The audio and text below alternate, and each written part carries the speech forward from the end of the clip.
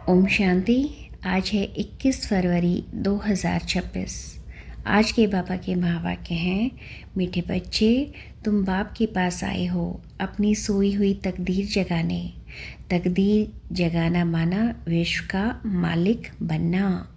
हम बच्चे किसके पास गए हैं? शिव बाबा के पास, कि वो हम क्या करें, हमें विश्व का मालिक बना दें, है ना।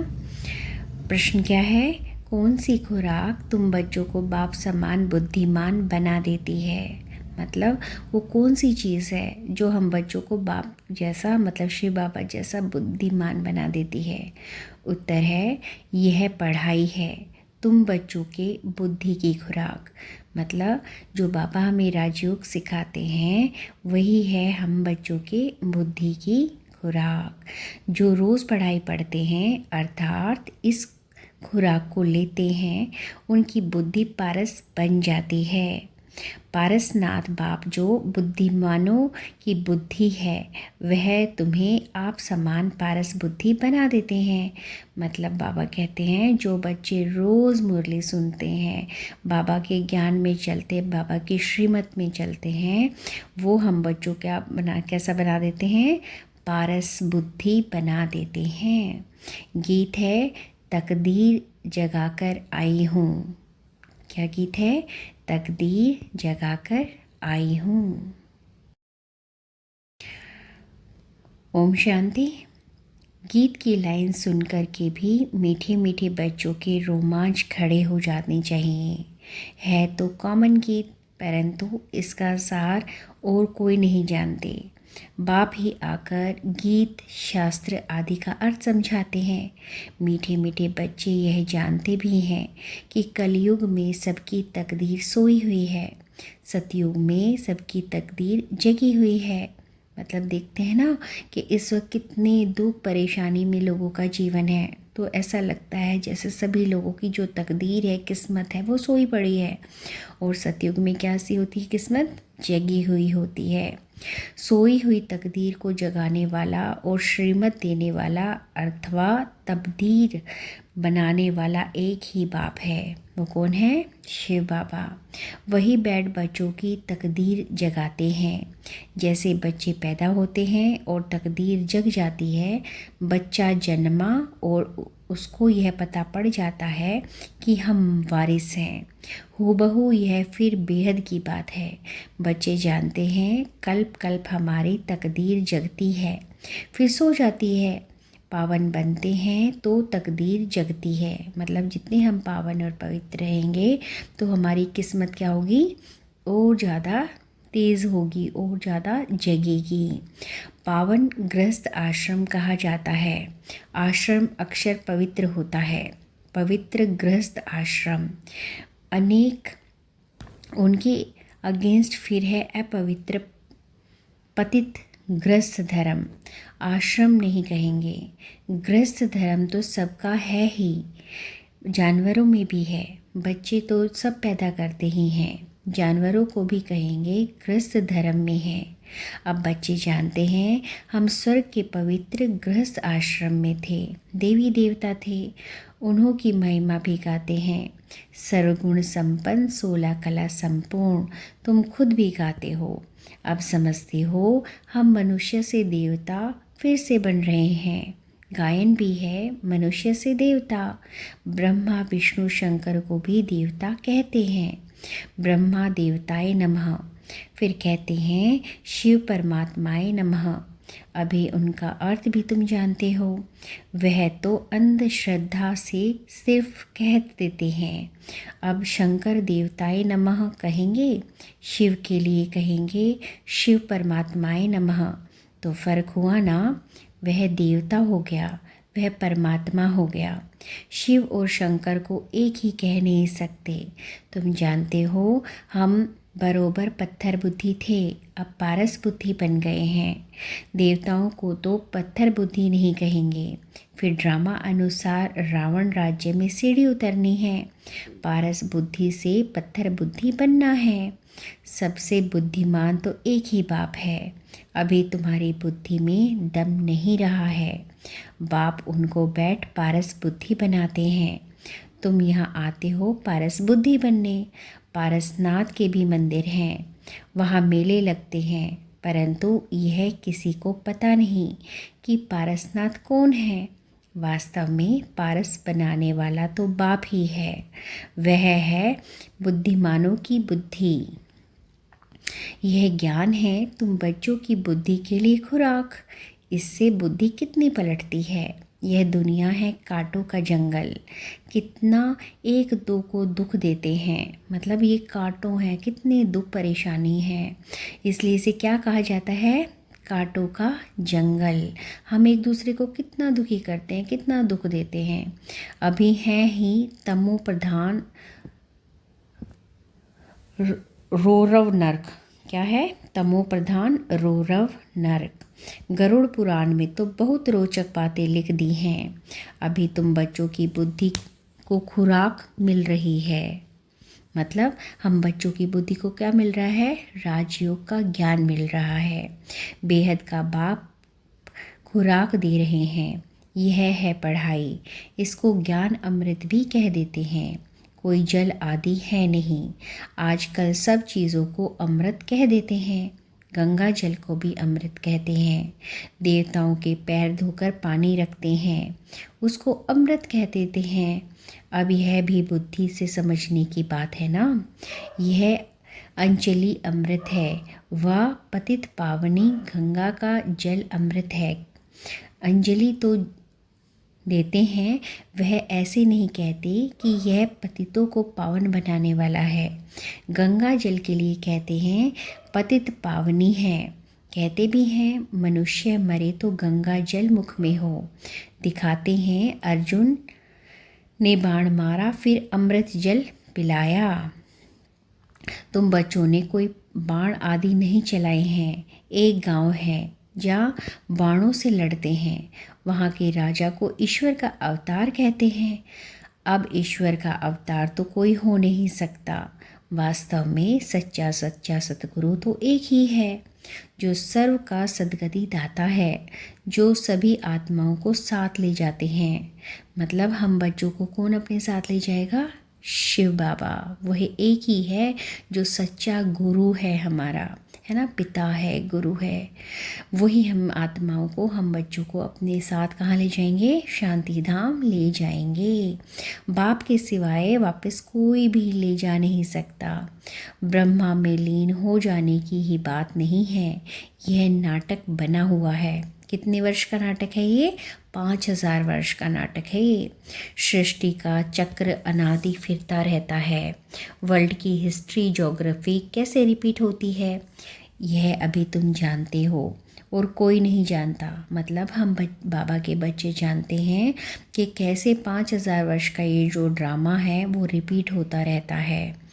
मनुष्य अर्थात आत्माएं अपने बाप रचयिता को भी नहीं जानती है, जिसको याद भी करते हैं, और गॉडफादर।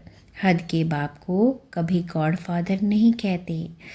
मतलब गॉडफादर, हद का बाप कौन, हमारे जो शरीर का पिता है वो हद का बाप होता है ना। उसको क्या नहीं कहते, हद के बाप को गॉड फादर नहीं कहते। गॉड फादर अक्षर बहुत रिस्पेक्ट से कहते हैं। उसके लिए भी गाते हैं पतित पावन दुख हरता सुख करता है। एक तरफ कहते हैं वह दुख हरता सुख करता है, और जब कोई दुख होता है तो बच्चा आदि मर जाता है तो कह देते हैं ईश्वर ही दुख सुख देता है। ईश्वर ने हमारा बच्चा ले लिया, यह क्या किया।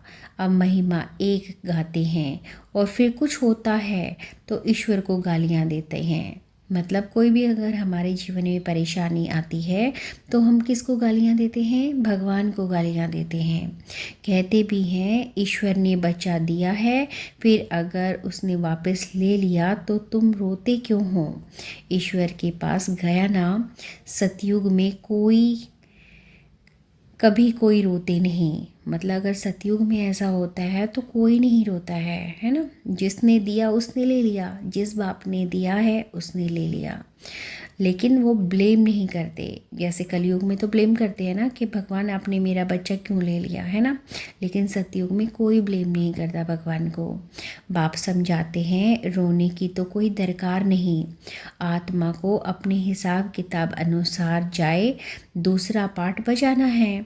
ज्ञान न होने के कारण मनुष्य कितना रोते हैं, जैसे पागल हो जाते हैं। यहाँ तो बाप समझाते हैं अम्मा मरे तो ही हलवा खाना, नष्टो मोहा होना है। हमारा तो एक ही बेहद का बाप है, दूसरा ना कोई। ऐसी अवस्था बच्चों की होनी चाहिए। मोहनजीत राजा की कथा भी सुनी है ना। यह है सब दंत कथाएं। सतयुग में कभी दुख की बात नहीं होती, न कभी अकाली मृत्यु होती है। तुम बच्चे जानते हो हम अभी काल पर जीत पाते हैं। बाप को महाकाल भी कहते हैं। क्या कहते हैं शिव बाबा को? महाकाल। कालों का काल तुमको काल पर जीत पहनाते हैं, अर्थात काल कभी खाता नहीं। काल आत्मा को तो नहीं खा सकता। आत्मा एक शरीर छोड़ दूसरा लेती है, उसको कहते हैं काल खा गया। बाकी काल कोई चीज़ नहीं है। मनुष्य महिमा गाते रहते, समझते कुछ भी नहीं। गाते हैं अच्युतम केशवम, गाना है ना, अच्युतम केशवम कृष्ण दामोदरम। अर्थ कुछ भी नहीं समझते, बिल्कुल ही मनुष्य समझ से बाहर हो गए हैं। बाप समझाते हैं यह 5 विकार तुम्हारी बुद्धि को कितना खराब कर देते हैं। कितने मनुष्य बद्रीनाथ आदि पर जाते हैं। आज 2 लाख लोग गए, 4 लाख गए, बड़े बड़े ऑफिसर्स भी जाते हैं तीर्थ करने। तुम तो जानते नहीं, तो वह कहेंगे यह बीके तो नास्तिक है, क्योंकि भक्ति नहीं करते। तुम फिर कहते हो जो भगवान को नहीं जानते वो नास्तिक हैं। बाप को तो कोई नहीं जानते, इसलिए आर्फन की दुनिया कहा जाता है। कितना आपस में लड़ते झगड़ते रहते हैं। यह सारी दुनिया बाबा का घर है ना। बाप सारी दुनिया के बच्चों को पतित से पावन बनाने आते हैं। आधा कल्प बरोबर पावन दुनिया थी ना। गाते भी हैं राम राज्य, राम प्रजा, राम साहूकार है। वहाँ फिर धर्म की बात कैसे हो सकती है। कहते भी हैं वहाँ शेर बकरी इकट्ठे जल पीते हैं। फिर वहाँ रावण आदि कहाँ से आए, समझते नहीं। बाहर वाले तो ऐसी बातें सुनकर हंसते हैं। तुम बच्चे जानते हो अभी ज्ञान का सागर बाप आकर हमें ज्ञान देते हैं। यह पतित दुनिया है ना। अब प्रेरणा से पतितों को पावन बनाएगी क्या। बुलाते हैं हे पतित पावन आओ। हम किसको बुलाते हैं? शिव बाबा को बुलाते हैं।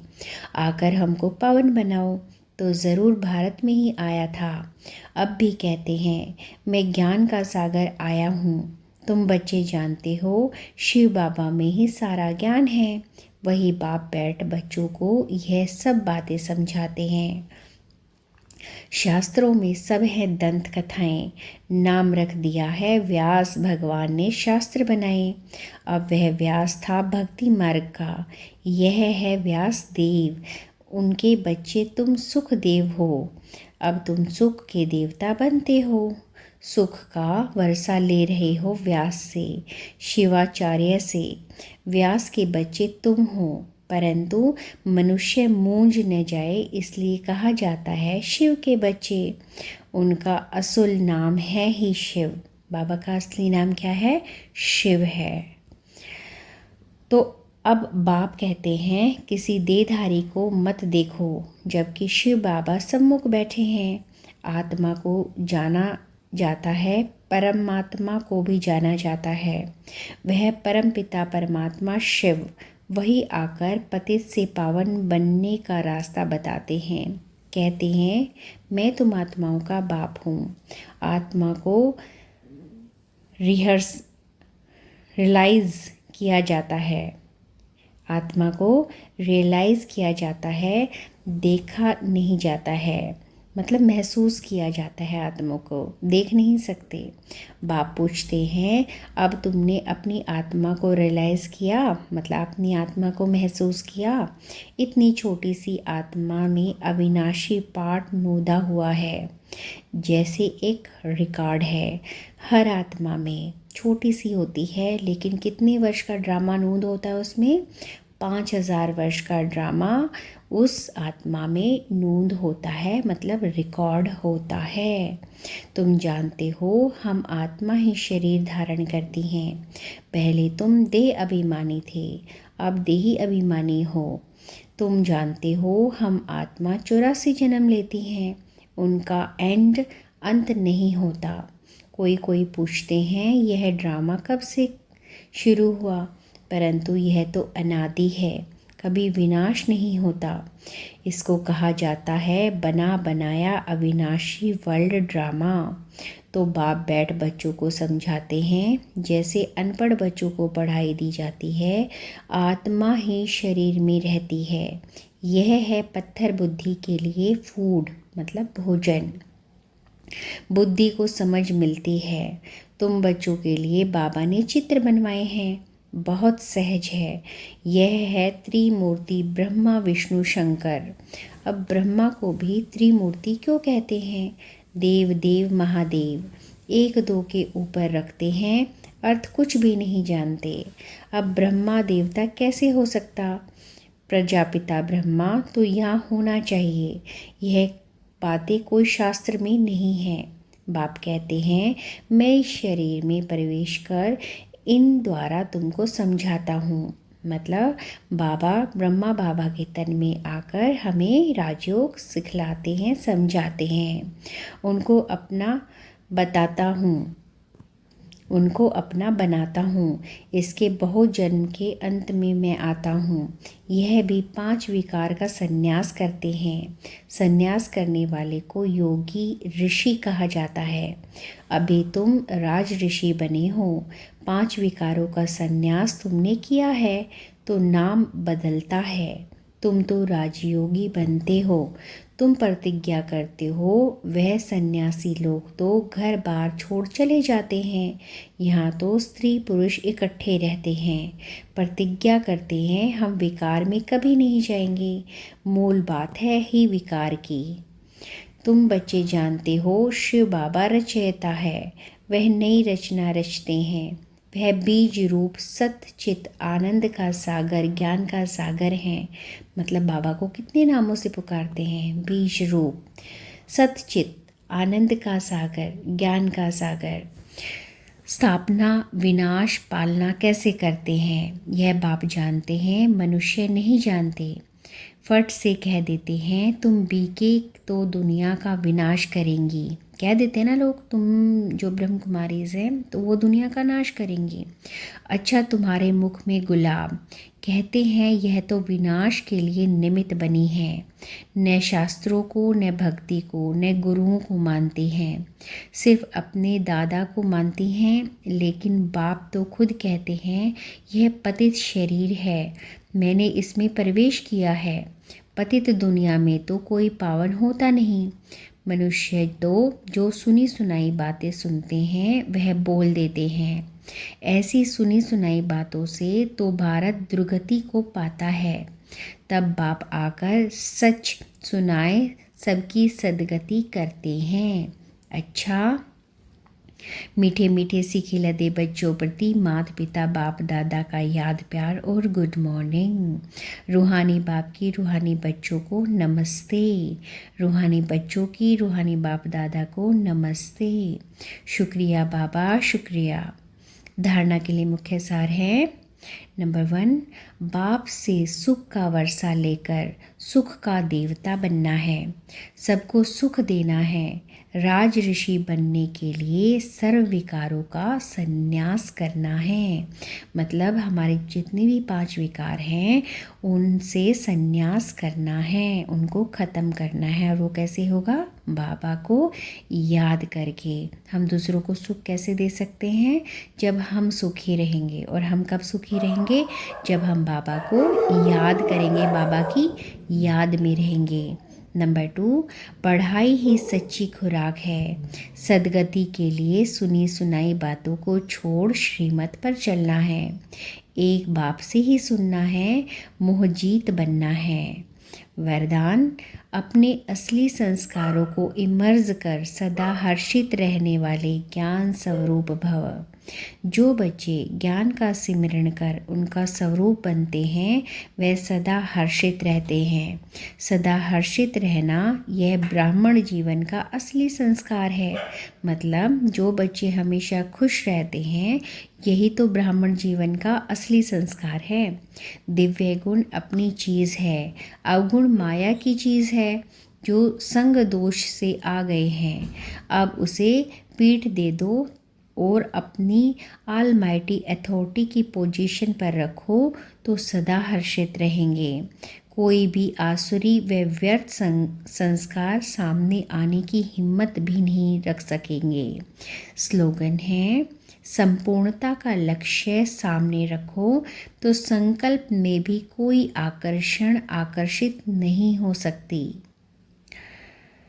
अव्यक्त इशारे, एकता और विश्वास की विशेषता द्वारा सफलता संपन्न बनो। एकता के लिए एक रूहानी तावीज़ सदा अपने पास रखना ही रिगार्ड देना ही रिगार्ड लेना है। यह रिगार्ड का रिकॉर्ड सफलता का अविनाशी रिकॉर्ड हो जाएगा। मुख पर एक ही सफलता का मंत्र हो, पहले आप। यह महामंत्र मन से पक्का रखें। यथार्थ रूप से पहले मैं को मिटाकर दूसरे को आगे बढ़ाना, सो अपना बढ़ना समझाते हुए इस महामंत्र को आगे बढ़ाते सफलता को पाते रहो। यह मंत्र और तावीज़ सदा साथ रहे तो प्रत्यक्षता का नगाड़ा बज जाएगा। ओम शांति।